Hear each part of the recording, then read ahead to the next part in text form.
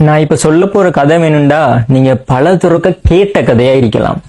ஆனா இப்ப current situation நாங்க எல்லோருமே ஃபேஸ் பண்ணக்கூடிய ஒரு கதையத்தான் நான் சொல்ல போறேன். ஒரு ரோட்ல ஒரு மனுஷனும் அவருடைய மகனும் ஒரு கழுதையும் போயிண்டேக்குள்ள ஒரு குறிப்பிட்ட ஆக்கள் ஒரு இடத்துல இருக்கிறாங்க.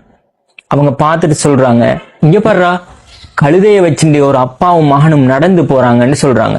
இதை கேட்ட இவங்க என்ன செய்யறாங்க, மகனை கழுதையில ஏத்தி விட்டு அப்பா நடந்தே போயிண்டிருக்கிறார்.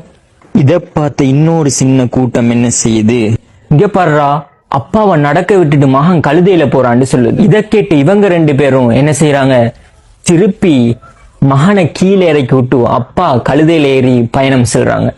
இதை பார்த்து நின்று இன்னொரு கூட்டம் சொல்லுது, இங்க பாருடா இவ்வளவு பெரிய மனுஷன் கழுதையில ஏறிண்டு அந்த மகனை நடக்க விட்டுக்கிறாருன்னு சொல்லுது.